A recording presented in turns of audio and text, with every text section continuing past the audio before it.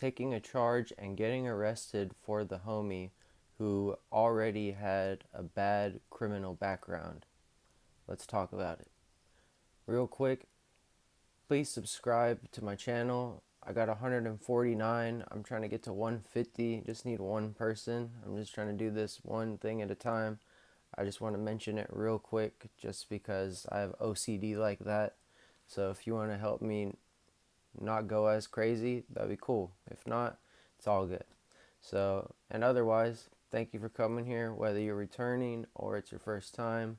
I do a series about my life, but I like to break it off and tell little stories here and there. So, here's one of them, okay? So, I'm going to get right into it. This took place in the year of 2009 to 2010. I know that for a fact, okay? So, at the time, I was a junior in high school. So, I was 16. 16 going on 17. And, around that time, like, not me, but people started to drive. And at that time, when I was 16, I was at Redondo. So people are driving. Not only are they driving, they're driving nice cars like GTI, Volkswagens, and like Mercedes, and like all anything that you could imagine for like a school with kids with money or whatever. So, you know, people are starting to drive, and you know, I lived a couple blocks away. I could always walk home, but I always got a ride because people would want to take me home because I would have like product at my house and stuff. I would have people take me home at snack and lunch because they needed to like get served, and I didn't always have it just on me on my backpack, or at least my scale. I might have my bud on me, but I didn't have my scale with me, and that was always at my house. So, anyways, um, I got linked up with a couple people that became my friends, and I had a specific friend that we had a couple classes. We both skated. We kind of knew each other previously a little bit, and he had a car, and he had this sick ass Camaro Z28 with I think they're called T windows or something, where you can like go and like you can push the windows up at the top like one way and then the other way like that.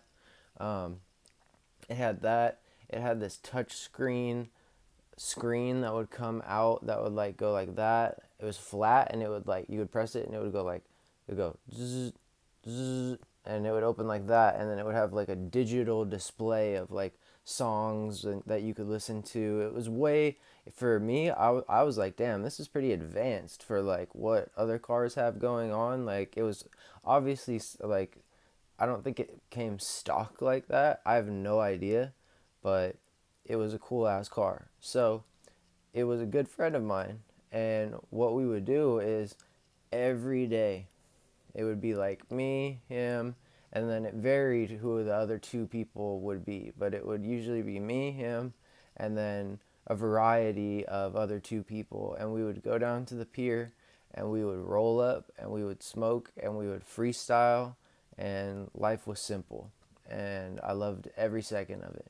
There was even a time where we freestyled and listened to music for so long with the car on that my homie's car with the Z28 Camaro, the battery died. And we had been there for hours, and we had to come and have somebody jump us and get out of there, and had to like buy a ticket to like get out of the parking garage and all this stuff. So, anyways, that was what we did. But sometimes we'd go to other places as well. But like that was the main thing, was just like, we'd get out of school, we'd get some blunt wraps, and then go down to the pier. And then like that was that. So on this day I'm talking about in specific was a normal day. It was me and my homie with the car, another, actually two homies that were in my PE class, and me. So I'm sitting behind the driver's seat, and then uh, my other homie is sitting to the right of me, and then the other one is sitting shotgun, and then the main one is driving. Okay, so we're driving and we're going to go get blunt wraps because we're going to go smoke. So we go by this place called Pierside Liquor that was notorious for selling alcohol, cigarettes, blunt wraps to minors. Like, I bought so much shit from there when I was between like 15 and like 18 or whatever. Um, and they even got shut down because they even told them, like, yo, we're watching you guys, we're giving you a permit, you got to chill for like 6 months. And like a month into it, they sold a bottle of vodka to somebody without ID, and they got shut down. Now it's like a furniture store or some shit. So anyways, we pull in right there, and it's a little parking lot. And the one thing about my homie's car was it was super fucking tinted, super tinted. So obviously that's going to attract attention, you know? So we pull in, and I can remember I got out and got the blunts. So get out, I get the blunts, I come back into the car, and a cop pulls into the parking lot and drives behind us. So like we're parked like here up against the store, car cop car goes behind us like that. And so we all saw it, and we were all like, oh shit. But we kind of just like played it off of just like, yeah, you know, like they drove by, whatever. So we pull out of the parking lot and we start going, and then we're on Torrance Boulevard, and we're gonna like be making a left, and all of a sudden that cop had flipped a U-turn and got right behind us. So when we made that left, he pulled us over as we were making that left. So we got pulled over right off of like the main ass Torrance Boulevard, and right there. So there we were on the curb, and like they took us all out of the car, and they're asking us questions, and they're searching us. And my homie Cody, that was one of my PE friends that was in the back seat with me, he had some ecstasy in his pocket, and I don't know, quite a bit, like a handful, whatever. And he tripped out because there were dogs that eventually came and stuff, whatever. So where we were sitting, I watched him do this. He reached into his little pocket in his jeans, and he was just grabbing pills, and he was just like and he was throwing them behind him into this like little grass area because he was like tripping that they were gonna, you know, search him, find him. So sure enough, they did search him.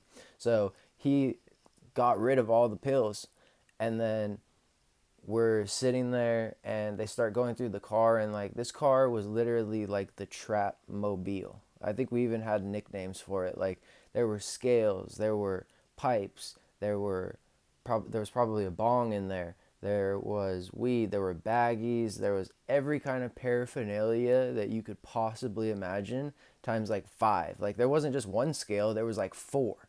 There wasn't just like one Tupperware of weed, there was like eight.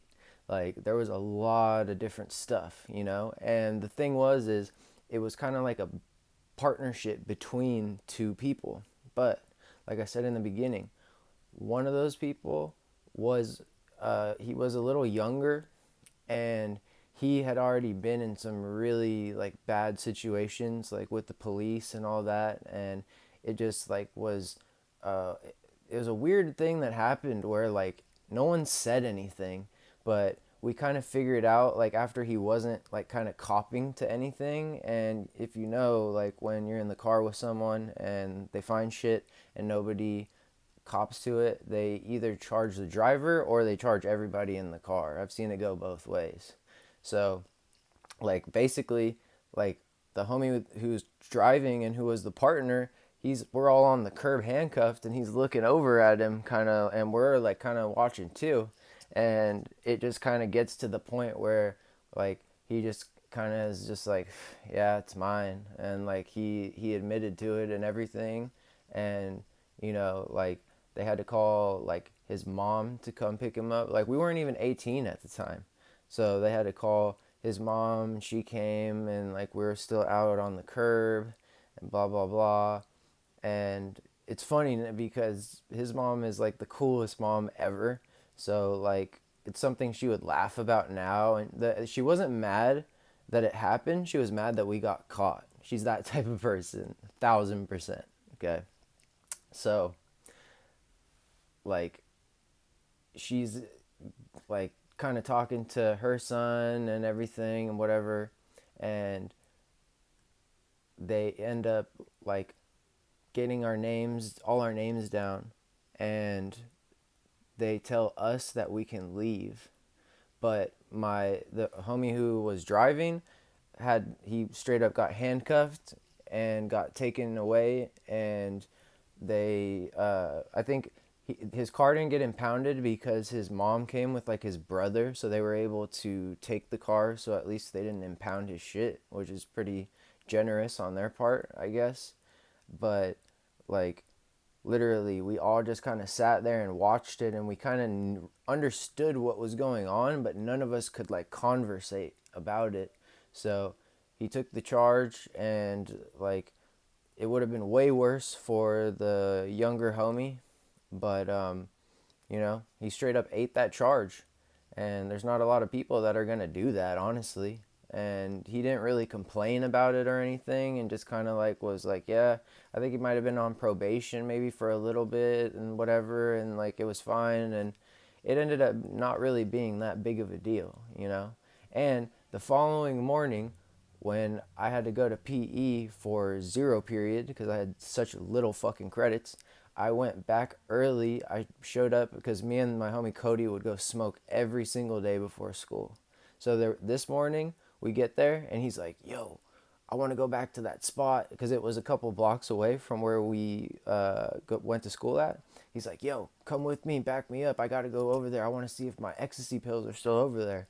And I'm like, "All right, man, like we got to go quick, blah blah blah." And he's just explaining to me how much money and whatever. And so he just like goes to exactly where we were, and he just starts like looking, and he's just like picking like a animal picks flies out of the hair or whatever, and he's picking, and then he's like, "All right, cool, let's go." And like he literally found every single one of them. The dogs didn't find them somehow when they came around. It was pretty wild, but like it didn't exactly ruin the relationship between the two partners, so to speak, and whatever. But it definitely was kind of like a thing where it's like that's straight up exactly what happened. The homie took the charge for the other homie. It's just like Biggie, if you've seen the Biggie movie, where his homie takes the gun charge for him because Biggie had some shit going on, and he knew that if got locked up, he wouldn't be able to make shit happen. So his homie took the charge for him, and then that's why he was all set up when he got out and everything. So, anyways, just wanted to hit you guys with the story real quick. I wanted to throw in my Tupac California love. I feel like California really needs love right now with all the fire bullshit going on. So, anyways, I'm going to end it here. Hope you guys have a good night, and I will see you guys tomorrow. Peace.